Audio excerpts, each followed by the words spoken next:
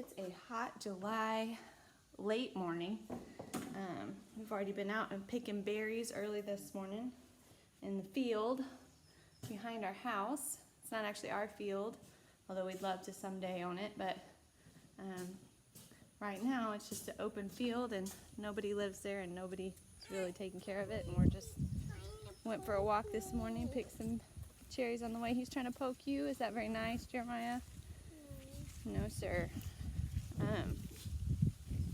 And so I wanted to show you the garden. We had like 2 rainstorms yesterday, and this is our garden.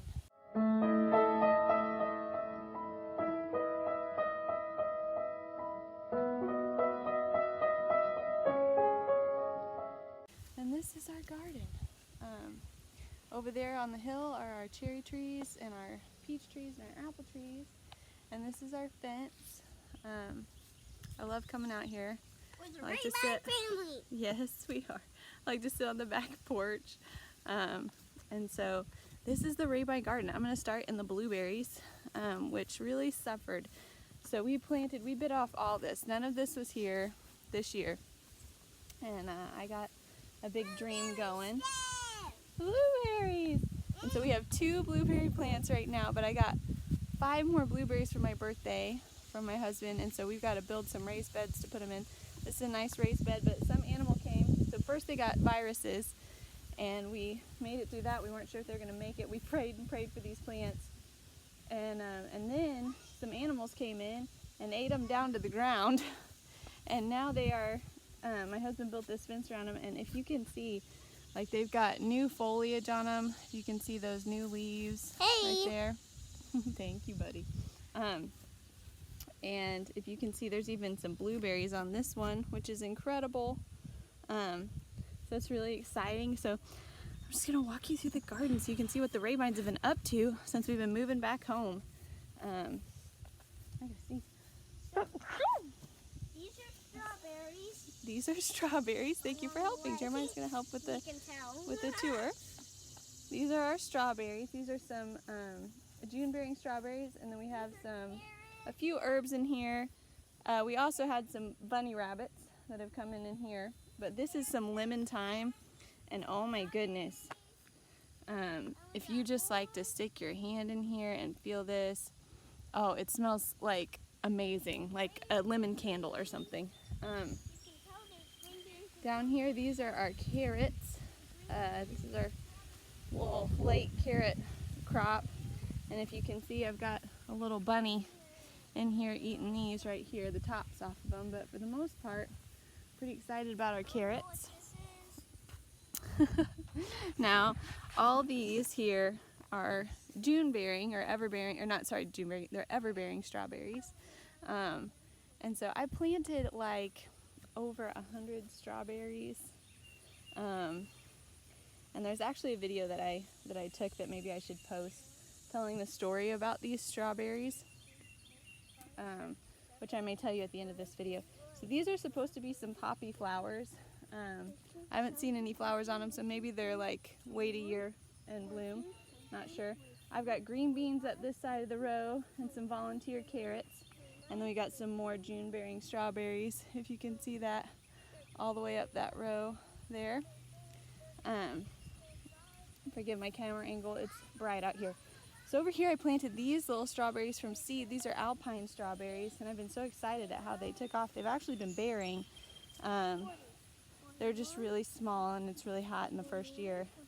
So there's not a lot of meat on them, but these are our thornless blackberries, which I'm so excited about. Oh, sorry. Thornless blackberries right here, which we are so excited about. And this one too. And so we're pumped about this and having it grow up. Yeah, we're excited. We even got a few little blackberries on that one. And then I've got some, oh, I love these zinnias. I didn't think I would like them, but I really, really love them. They're beautiful and they're hardy and they last a really long time. So they're really beautiful in the garden. Always growing up, I kind of looked at them and I thought they looked like marigolds, and I didn't really like them that much, but you can get them in any color, and you can, I really love the gigantica ones. They're really big ones. So here we have some cucumbers growing up. yesterday we got 5 cucumbers. Today I think we got 3, if you can see them coming in. There's another one hiding underneath there, and there we got baby ones all the way up. The day before we had 13, but I've had some, if you can see, the fungus set in down here, where the yellow is, and so that's been a little trouble for me. I'm trying to figure that out, and it's really hit. We had some bugs, and the fungus really hit our snap peas, and have spread to the cucumbers and the zucchinis in here, and so I'm kind of discouraged by this row a little bit, which was my favorite row for so long. But more cucumbers, more zucchini, more green beans, and then we have something. These are purple green beans coming up, and a little rabbit or something got in here last night and got about 3 of these. But they're gonna grow purple green beans. You can see these, they've got purple stems on them, and when you boil them they turn back green, but I thought it'd be a fun thing for the kids and I to pick purple green beans. And then we have some more zinnias over here, that are these kind of like dark purpley, beautiful color. And then we've got our more zinnias. I planted zinnias everywhere I could, and our cilantro is actually starting to seed, so I'm trying to get some seeds out of that. And we've got our cherry tomatoes. We've got some other tomatoes that have been growing them on poles, and they're just like up the pole and off now. Just kind of letting them go. Don't pull on those. They're not potatoes, they're tomatoes. And yeah. Look at these tomatoes. Yeah, don't pull. Oh, Josh, that's green, okay? It wasn't ready to pick, all right? Can you wave at everybody and say hi? Hi. This is the Rehbein family. Oh. Why don't you throw that in the pond for Mama? All right, so we're a little shaded here. I can see a little better. Maybe I'm not ruining the video, but if you can see, these are asparagus. And so all along the other side of this row is asparagus, and over here is asparagus. And I think these might take over. If you can see, they're all the way down on this side. Because I didn't know what I was doing. This is my first year, and I love these asparagus. I love just coming out here and feeling these ferns. They're so soft, and they like grow little tiny asparagus, like the itty bitty tiny asparagus, a baby asparagus, and then they turn into this fern. And next year we might be able to harvest some. Climb on the row, buddy. Don't pull on those. Thank you. All right, just step back. And I've loved, the kids are actually eating their vegetables, and they're loving picking whatever they want out of the garden. Don't pull on those, buddy. They're not ready, okay? And you're stepping on Mama's asparagus plant, okay? So we got to be careful. We've got basil, and this is some parsley up here. My basil is going to seed, so I'm going to get some seeds out of this basil. Well, I really love this plant. And this is some parsley over here.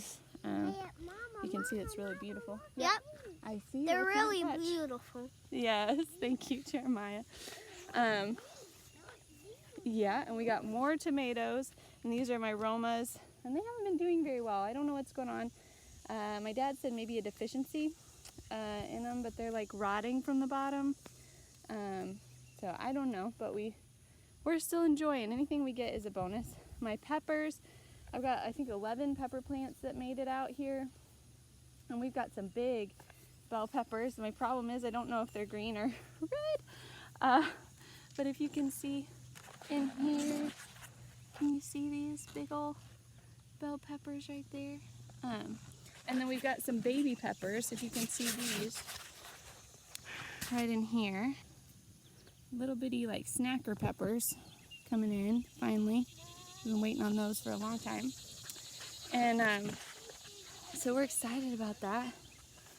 And then I have, this was my original cucumber section, and it is just kind of overgrown, and it's a hot mess on this trellis. It's not big enough. I planted too many. And then we've got watermelon that has just taken over. I put 2 watermelons hoping that one would live, and I put one at the top and one at the bottom thinking I'd just grow them up underneath the cucumbers, and they're out into the yard. They have just taken over, and we've got some little watermelons coming in. Can you see this little watermelon right here? There's a little watermelon right there. Coming in. Jeremiah. Better, please. Good boy, And so this is just taking over, and I'm not really sure what to do. Last week I got crazy, got some hay out of the barn and put some hay underneath it, but it's already grown way out from where I put the hay. And I'll be honest, the hay's a little stanky because we've had a few things die up there in that barn and live up there in that barn. There's a lot of mysterious clumps in that hay. So what I used to really enjoy coming over here, and now it's kind of like hold your nose, you know. But for the most part, it's just been amazing what God has allowed us to do and what He's grown. It's been like watching a miracle come to life. This was just an open, grassy backyard, and now it's like covered in life and food. We did 9 rows and all the way over to the strawberries, and the kids just play around me. He's climbing up this tree, and we've got our swing set and our geodome up over there, and so I can work in the garden and they can just play in the shade, which is really nice. And then we have the beautiful pond, and then over there are our fruit trees. We're hoping next year to get some fruit trees, and I actually planted what we're calling the second garden in the pumpkin patch up there beside those fruit trees. Dad kind of accidentally tilled up some ground up there with the tractor, and so I had some extra plants, and people kept giving me plants because they knew I was gardening this year. They thought I needed the help, I think, so they were just so kind to give me some extra plants, so I just started putting them up there. So we got tomatoes, cucumbers, watermelon, and pumpkin up there, which I'm hoping they take off, and maybe I'll show you that in another video. But I will give you the strawberry story. Yes, Josh?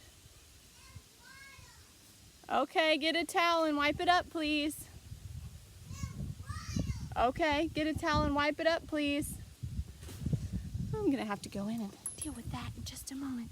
I'm sitting on the swing set. You can see, don't mind my attire. It's my going berry picking attire.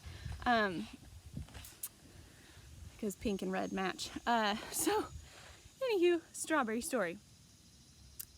Back in, I think it was January or February, I was noticing that strawberries were selling out everywhere. People getting ready for their gardens, and people that can plant them faster than we can here in Illinois, buying them up and putting them in the ground. And so I got the okay from my husband, and we finally got some. Actually, we didn't have any rows made at the time, so I just got permission, and I ordered some online. And when I went to check out, it was a really reasonable price to buy them bare root in bulk. I wanted to try 2 or 3 different varieties, and so I went to check out, and the shipping was going to be more than like the strawberries were, and so I was like, I can't do that. So then I got on Etsy, and I found some Etsy sellers that had the same thing at the same price, and the shipping was much more affordable, and so I decided to buy them there. So I purchased a set of 25 and a set of 35, and so that was 70 strawberry plants, and I had already started at least 12 from seed of those little alpine strawberries, which I think I actually had more than 12.